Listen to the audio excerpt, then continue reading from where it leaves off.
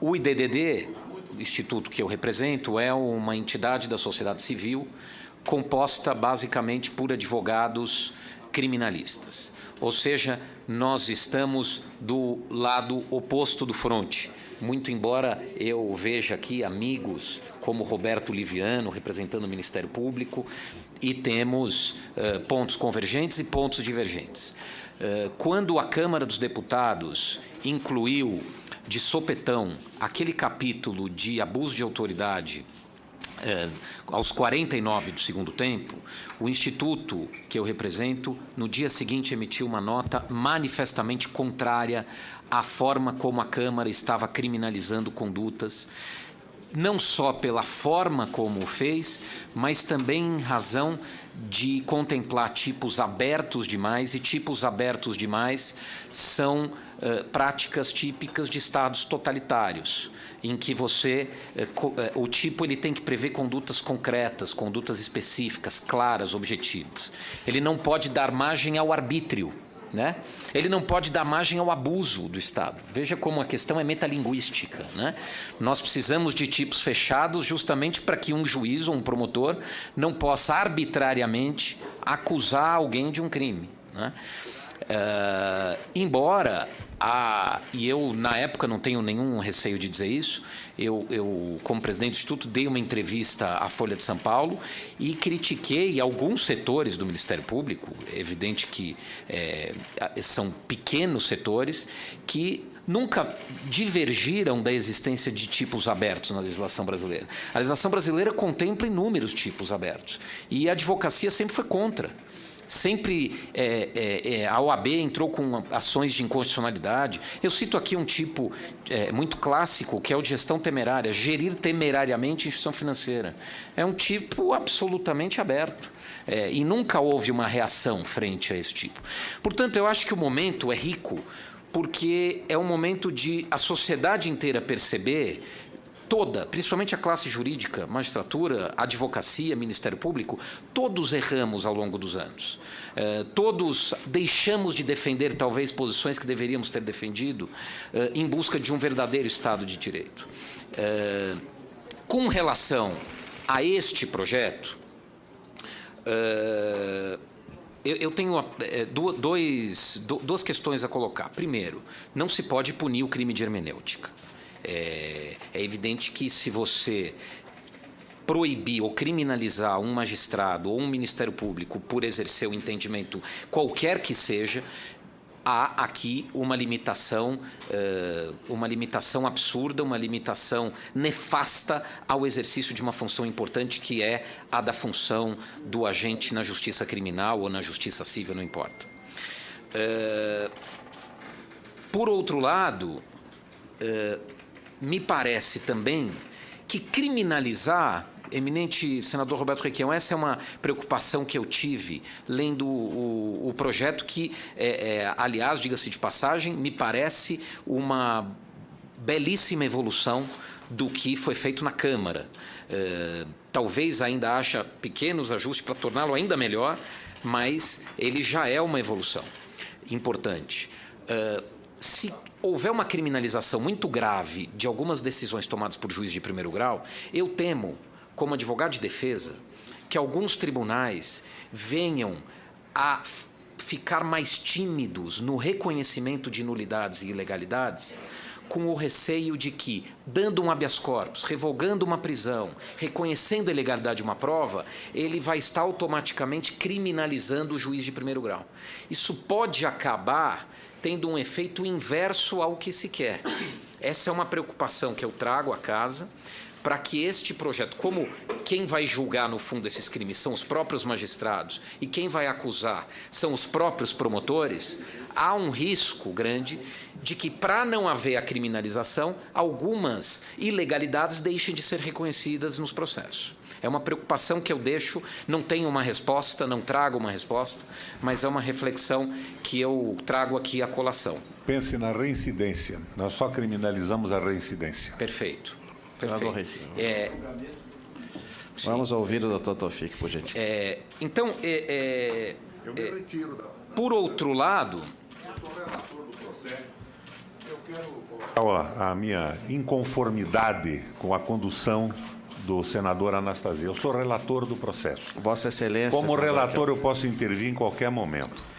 E eu acredito não está atrapalhando a exposição dos expositores. Agora, se Vossa Excelência não quer a minha participação, eu me retiro da sessão. Aliás, quero chamar a atenção que os senadores que pediram a presença dos expositores não estão aqui, o que demonstra que eles não querem informação, eles queriam só a protelação do julgamento. Eminente senador Requião, ao contrário, Vossa Excelência é peça-chave em todo essa, até porque é o relator. Eu só pedi no início e volto a pedir a cortesia de Vossa Excelência de aguardar a exposição dos expositores, porque, de acordo com a norma regimental, tão logo termine, Vossa Excelência dá, inclusive, a prioridade para fazer indagações. Então, para que o raciocínio dos expositores seja concluído de maneira adequada e que Vossa Excelência possa fazer as suas observações e eles respondam, é que eu peço a gentileza e a civilidade de se aguardar. Agora, é claro que a presença de Vossa Excelência é muito importante. Se Vossa Excelência permite, vamos continuar ouvindo. Como em qualquer tribunal, eu estou partindo só questões de fato. Eu estou vendo alguns erros absolutos na exposição e eu apartei questão de fato. Isso é permitido até no Supremo Tribunal, quando o relator está emitindo o seu voto. Agora, aqui não, que mudou. Com a palavra, doutor Tofik. Eu vou direto, como o meu tempo é curto, eu vou direto aos artigos. No artigo 20, foi mencionado para a doutora Cláudia, impedir sem justa causa a entrevista do preso com seu advogado. Eu sugeriria incluir impedir sem justa causa a entrevista pessoal e reservada com seu advogado, porque é o que o Estatuto da OAB nos garante. Essa entrevista tem que ser pessoal, não pode ser via bilhete, via carta, via intermediário, tem que ser pessoal. E reservada, ela tem que ser num ambiente onde ninguém nos vê, onde ninguém nos ouve. Então, para compatibilizar esse tipo penal e torná-lo até mais fechado e evitar abuso, eu acrescentaria entrevista pessoal e reservada. E não vejo o problema em tirar a justa causa. Eu acho, Ana Cláudia, que a justa causa é uma salvaguarda que está no tipo. A justa causa, porque se nós tirarmos a justa causa, não há nenhuma ressalva. O tipo está configurado sempre. A justa causa é uma salvaguarda para que, no meu entender, o agente público possa dar uma justificativa para, excepcionalmente, ter negado essa entrevista pessoal. Na mesma coisa, no parágrafo único.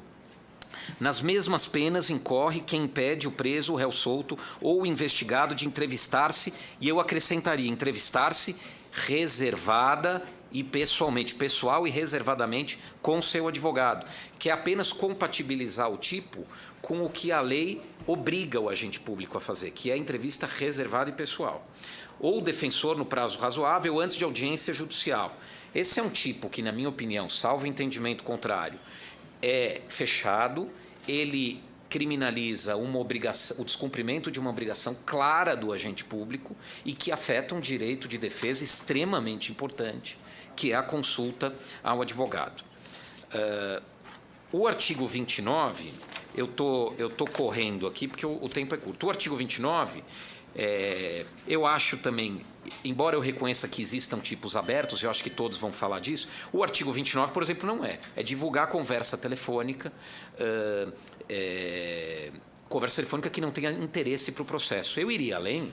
A Lei 9296 proíbe a publicidade de qualquer conversa telefônica. Não é só aquelas que não têm interesse para o processo. Não é só aquelas que são da intimidade, que não têm relevância com a prova. É qualquer interceptação telefônica. O CNJ tem uma resolução que proíbe a divulgação de qualquer conversa telefônica. Então, eu acho que esse tipo podia ser mais fechado e até mais efetivo, que é proibir qualquer tipo de divulgação de gravação de conversa telefônica. E isso é fazer coro à lei hoje vigente, que é a 9296, e a resolução do CNJ. O artigo 33, eu faria uma pequena modificação, senador Requião, para acrescentar, negar, em vez de ao defensor, porque o defensor pressupõe uma defesa de um investigado. Uma lei entrada em vigor o ano passado, ela garante não ao defensor de um investigado, mas ao advogado em geral. Então, eu transformaria, em vez de defensor, eu colocaria advogado. Negar ao advogado, sem justa causa, acesso aos autos. Isso é importante porque é uma súmula vinculante do Supremo. E eu peço, Vênia, aqui o entendimento dos colegas que estão aqui.